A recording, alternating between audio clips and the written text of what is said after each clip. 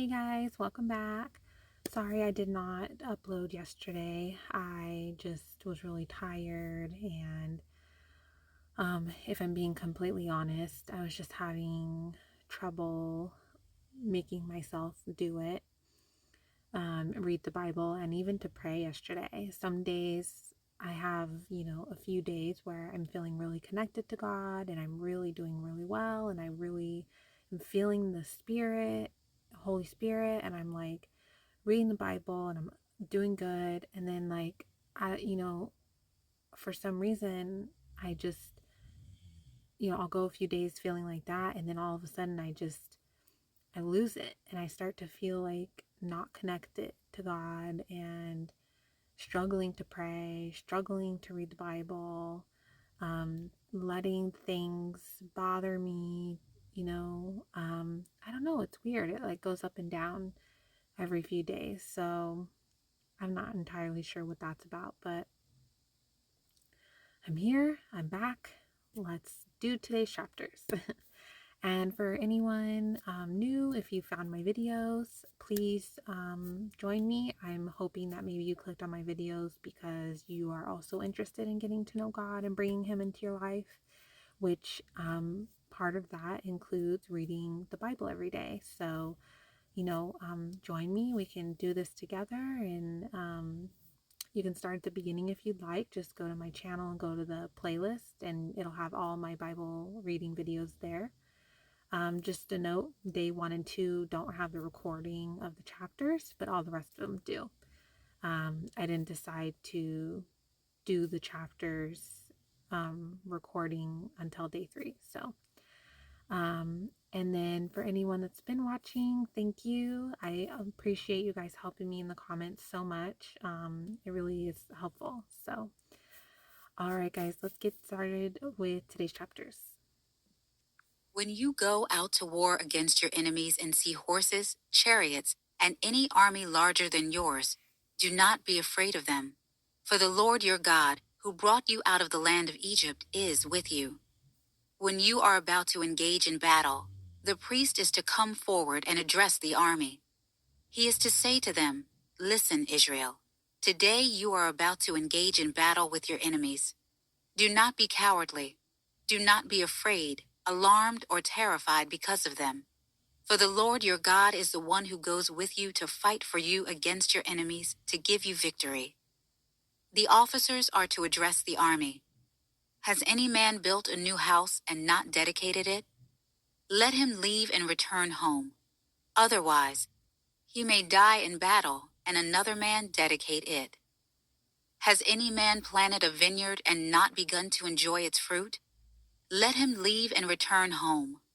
Otherwise, he may die in battle and another man enjoy its fruit. Has any man become engaged to a woman and not married her? Let him leave and return home. Otherwise, he may die in battle and another man marry her. The officers will continue to address the army and say, "Is there any man who is afraid or cowardly? Let him leave and return home so that his brothers won't lose heart as he did."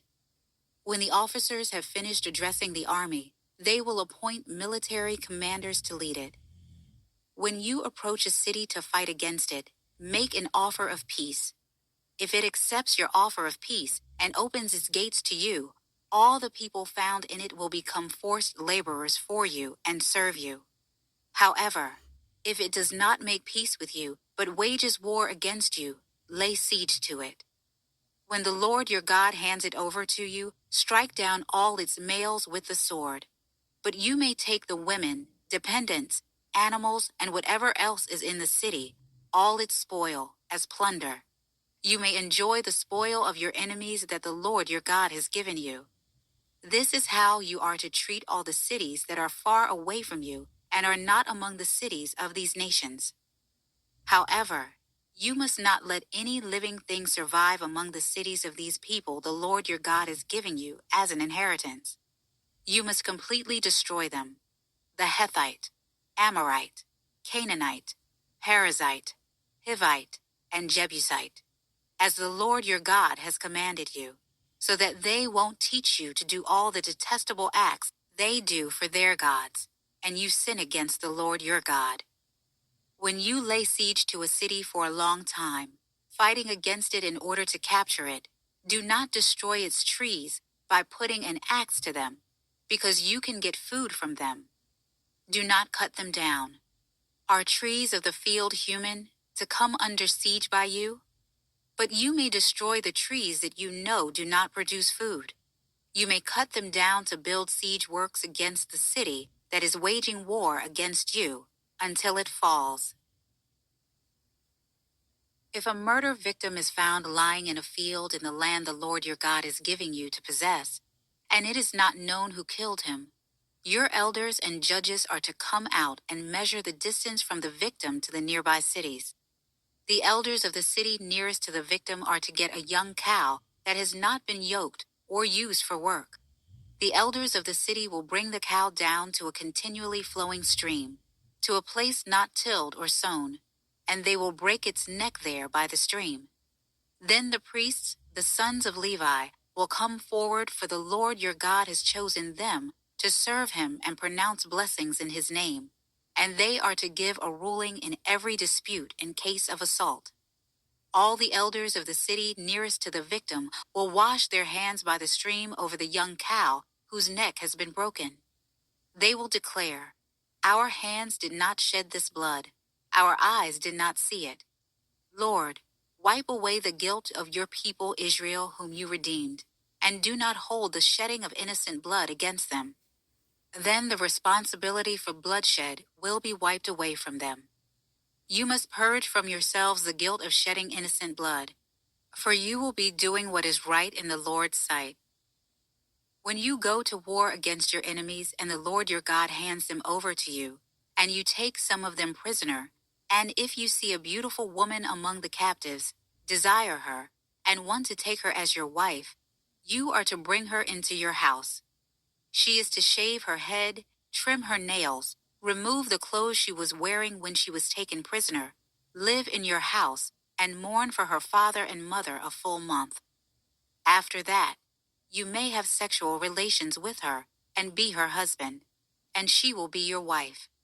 Then, if you are not satisfied with her, you are to let her go where she wants, but you must not sell her or treat her as merchandise, because you have humiliated her. If a man has two wives, one loved and the other neglected, and both the loved and the neglected bear him sons, and if the neglected wife has the firstborn son, when that man gives what he has to his sons as an inheritance, he is not to show favoritism to the son of the loved wife as his firstborn over the firstborn of the neglected wife.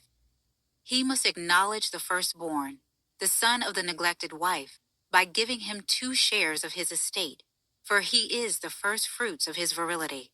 He has the rights of the firstborn. If a man has a stubborn and rebellious son who does not obey his father or mother and doesn't listen to them even after they discipline him, his father and mother are to take hold of him and bring him to the elders of his city, to the gate of his hometown. They will say to the elders of his city, "This son of ours is stubborn and rebellious. He doesn't obey us. He's a glutton and a drunkard."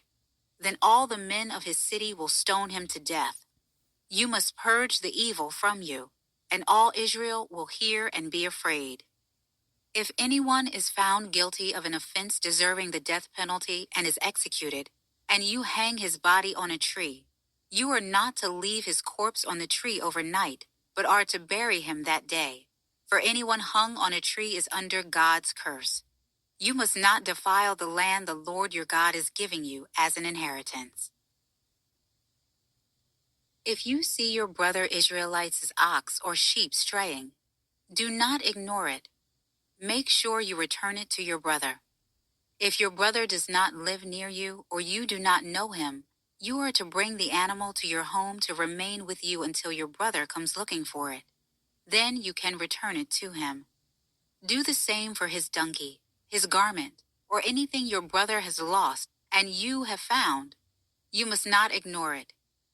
If you see your brother's donkey or ox fallen down on the road, do not ignore it. Help him lift it up. A woman is not to wear male clothing. And a man is not to put on a woman's garment. For everyone who does these things is detestable to the Lord your God. If you come across a bird's nest with chicks or eggs, either in a tree or on the ground along the road, and the mother is sitting on the chicks or eggs, do not take the mother along with the young. You may take the young for yourself, but be sure to let the mother go free, so that you may prosper and live long. If you build a new house, make a railing around your roof, so that you don't bring blood guilt on your house if someone falls from it. Do not plant your vineyard with two types of seed.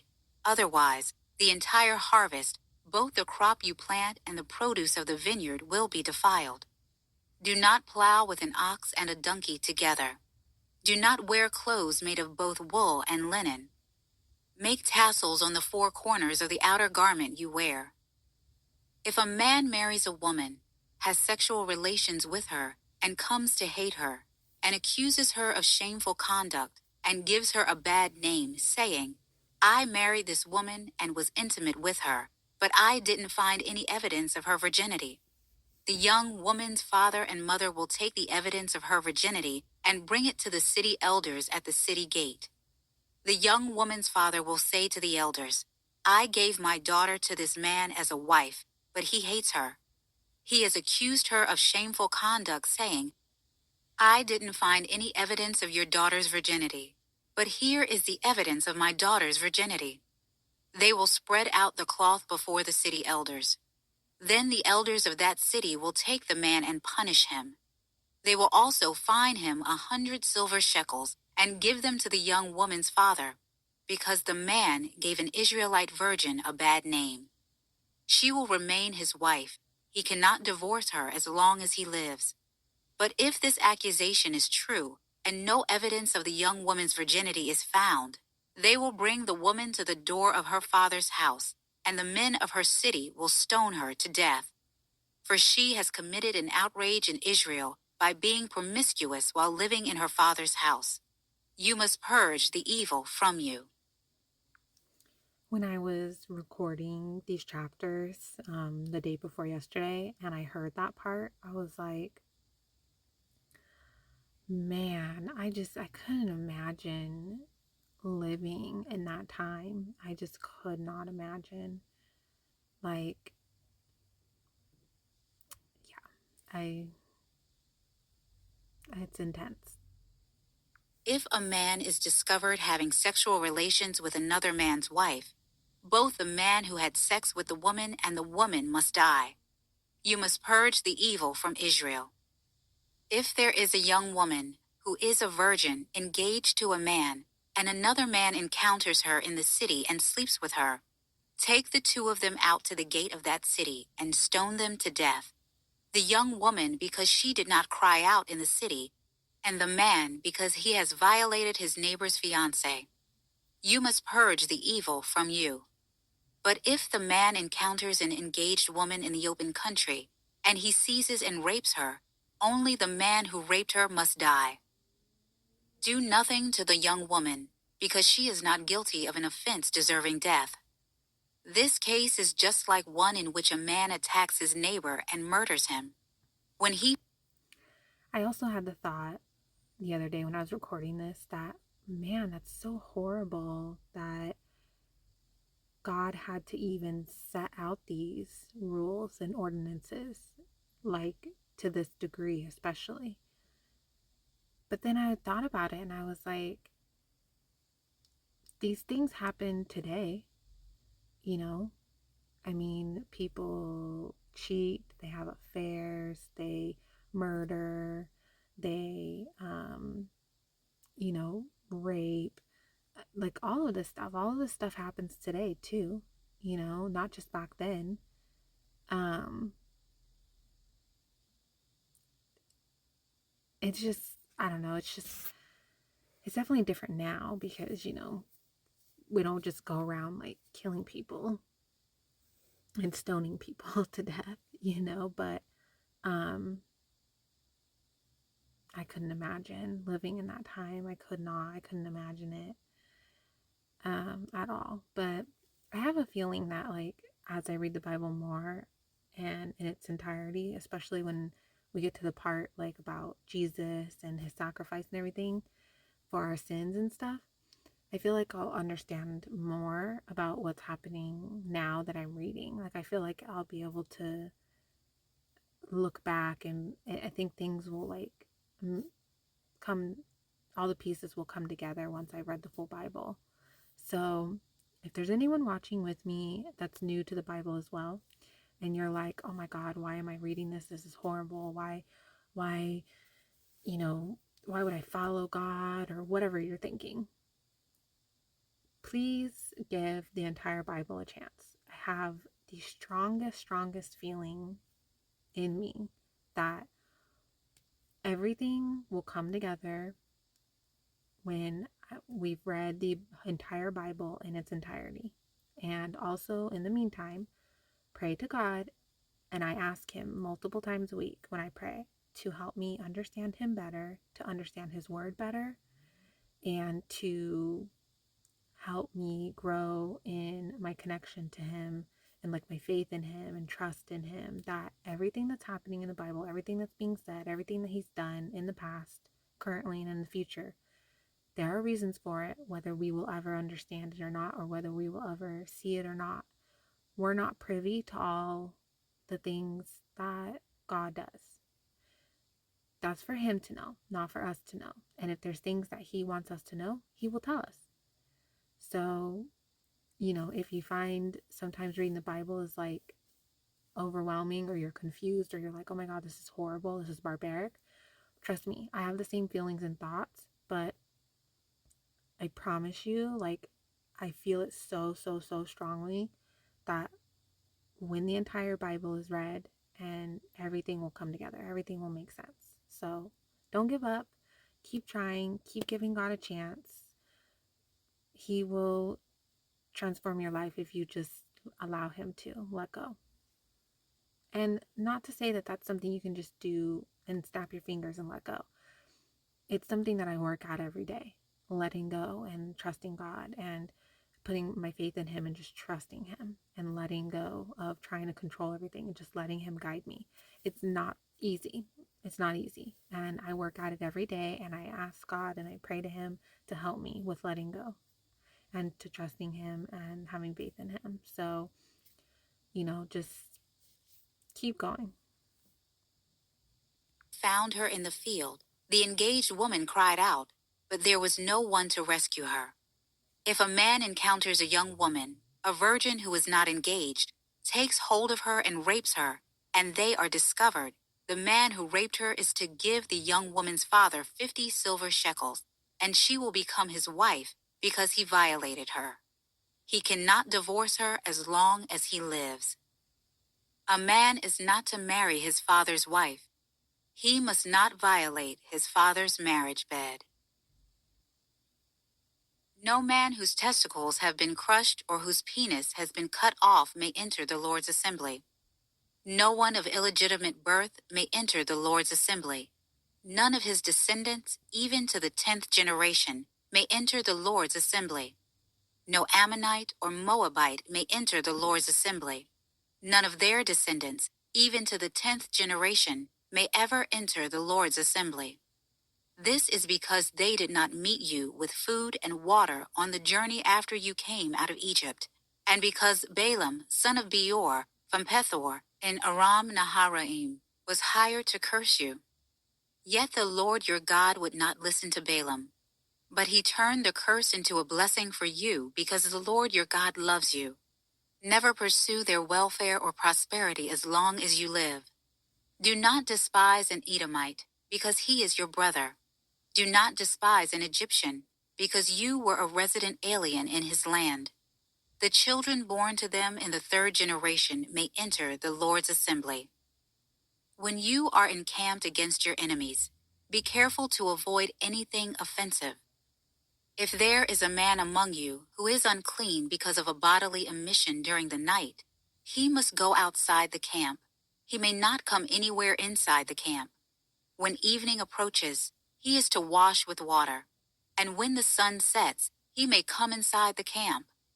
You are to have a place outside the camp and go there to relieve yourself. You are to have a digging tool in your equipment when you relieve yourself. Dig a hole with it and cover up your excrement. For the Lord your God walks throughout your camp to protect you and deliver your enemies to you, so your encampments must be holy. He must not see anything indecent among you, or he will turn away from you. Okay, there we have it. Like I said, there's some things that are said in the Bible that are kind of like, why would God say that? Or why this or why that or whatever. Honestly, like, I've just been trying to just trust that God has his reasons because, God can see everything. He can see the future too. So obviously, he has his reasons for everything that is happening, everything he said, everything that he does, everything that he requests, all the ordinances, the rules, everything. And so I feel like when I'm struggling with understanding things, I just pray about it and just ask God to help me understand him more, understand, you know, whatever he allows me to understand, because some things are just not meant for us humans to know. It's just not. Um, so I don't know. Today's chapters were a little rough, but there's been worse. So, okay, guys. Well, I will see you guys tomorrow for tomorrow's chapters. Night.